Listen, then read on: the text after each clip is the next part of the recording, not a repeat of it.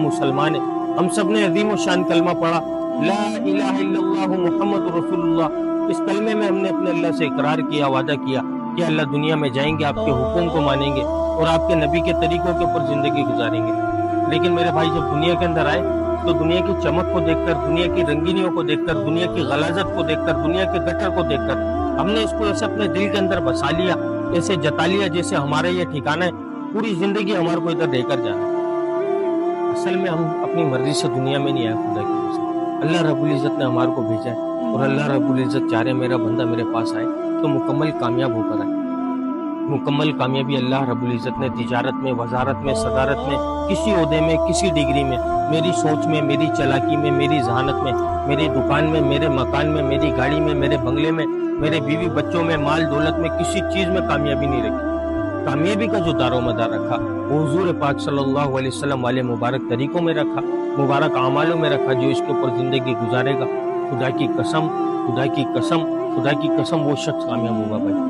اس سے ہٹ کر جو زندگی گزارے گا نا، خدا کی قسم وہ دنیا میں بھی ذلیل و خوار ہوگا اور آخرت میں ہمیشہ ہمیشہ کی بھائی ناکامی ہو سکتی ہے۔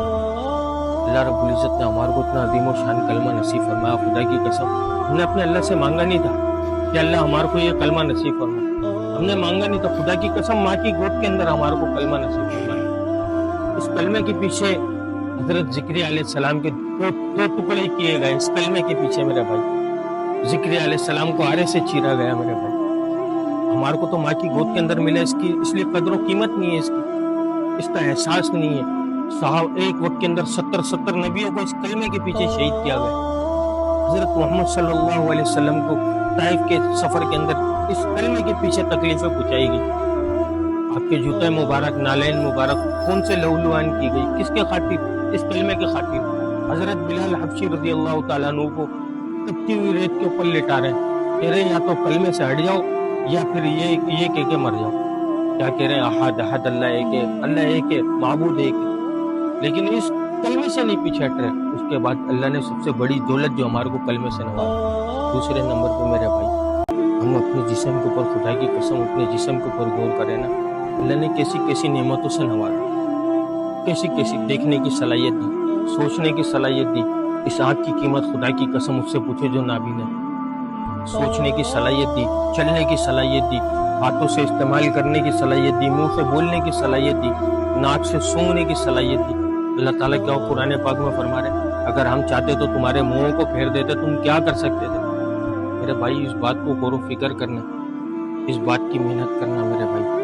کلمہ پڑھنے کے بعد سب سے بڑی جو دولت سے نوازا گیا وہ مسلمان کلمے والی دولت سے نوازا گیا میرے بھائی۔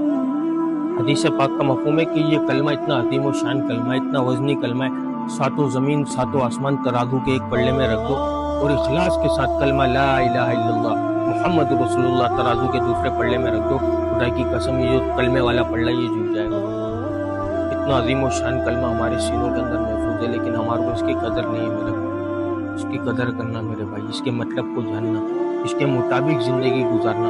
کلمہ پڑھنے کے بعد جو مسلمان کو سب سے پہلی چیز جو فرض کی گئی میرے بھائی وہ نماز ہے۔ آج مؤذن بلا رہا ہے حی علی الصلاۃ، حی علی الفلاح، آؤ کامیابی کی طرف، آؤ نماز کی طرف۔ تمہاری کامیابی نماز میں، تمہاری کامیابی اللہ کے حکم میں۔ ہم اپنی کامیابی کو کہاں پہ تلاش کر رہے ہیں؟ دفتر میں، بستر میں، ٹک ٹاک پر، انٹرنیٹ پر، سوشل میڈیا پر، پیسے کے اندر، ہوش کی غلامی کے اندر، جاب پہ جانے میں، دکان بنانے میں، ایک دکان سے دو دکان کرنے میں ہم اپنی کامیابی سمجھ رہے ہیں۔ اور مؤذن کا اللہ کا حکم کیا ادا کر رہا ہے مؤذن؟ حی علی الصلاۃ، حی علی الفلاح۔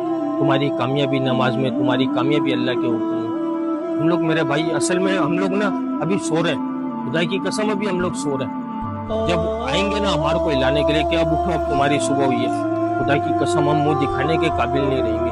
ہم کس منہ سے جائیں گے؟ ہم نے آخرت کی تیاری کری، ہم نے آخرت کی فکر کری؟ کبھی بستر پر لیٹ کر میں نے یہ سوچا کہ میں نے آج اللہ کو کتنا راضی کرا، آج میں نے موت کو کتنا یاد کرا؟ کبھی بستر پہ ہاتھ کو ایمان سے بتاؤ، کبھی ہم نے یہ لیٹ کر سوچا کہ میں نے اپنی آخرت کی کتنی تیاری کری؟ ہر بندہ سوچے گا کہ ایک دکان سے دو دکان بن جائے، ایک مکان سے دو مکان بن جائے، صبح میں کس طریقے سے ترقی کر لوں، صبح میں کس طریقے سے نوٹ چھاپ لوں۔ ہر بندہ اس محنت کے پیچھے لگا۔ میرے بھائی اگر خدا کی قسم مال میں کامیابی ہوتی ہے، اللہ نمرود، فرعون، قارون، حمان، شداد، یہ وقت کے اتنے بڑے بادشاہ گزرے، اللہ تعالیٰ نے عبرت کے لیے ان کا قرآن پاک میں ذکر فرمایا۔ کہ اگر مال میں کامیابی ہوتی تو یہ لوگ کامیاب ہوتے. قارون کے بارے میں آتا کہ اس کے خزانوں کی چابیاں، خزانے نہیں، خزانے بہت دور کی بات، اس کے خزانوں کی چابیاں اونٹوں پر لاد کر چلا کرتی تھی. تو سوچو اس شخص کو اللہ نے کتنا نوازا ہوگا. اس کے زندگی کے اندر اللہ کا حکم نہیں تھا، نبی کے طریقے نہیں تھے، اللہ نے اس کو ذلیل و رسوا کر کر دکھایا، زمین میں غرق کر دیا اس کے خزانے کے ساتھ. میرے بھائی، اللہ کی کسی سے رشتہ داری نہیں ہے، کسی سے دوستی نہیں ہے. حضرت نوح علیہ السلام نے 950 سال اپنی قوم کو اللہ کی طرف بلایا. آپ کی بیوی، آپ کا بیٹا ایمان نہیں لائے تھے. اللہ نے بتا دیا کہ میری رشتہ داری، میری دوستی نہیں ہے، یہ میرے نبی ہے، ان کی بیوی ہے، ان کا بیٹا ہے. میرے نبی مجھ پر ایمان لائے، ان کی بیوی، ان کا بیٹا ایمان نہیں لائے. اللہ نے ان کو غرق کر کر دکھایا. 82 لوگ ایمان لائے، اللہ نے ان کو کامیاب کیا. اس بات کو بتانے کے لیے اللہ نے ایک سلسلہ جاری کیا. 1,24,000 پیغمبروں کو دنیا میں معبود فرمایا. خدا کی قسم، وہ دنیا بنانے نہیں آئے تھے، وہ ایک پیغام کو لے کر آئے تھے کہ لوگوں پڑھو لا الہ الا اللہ، کامیاب ہو جاؤ. جس نے وقت کے نبی کی بات کو مانا، اللہ نے اس کو کامیاب کیا. جس نے وقت کے نبی کی بات کو نہیں مانا، اللہ نے اس کو ناکام کیا.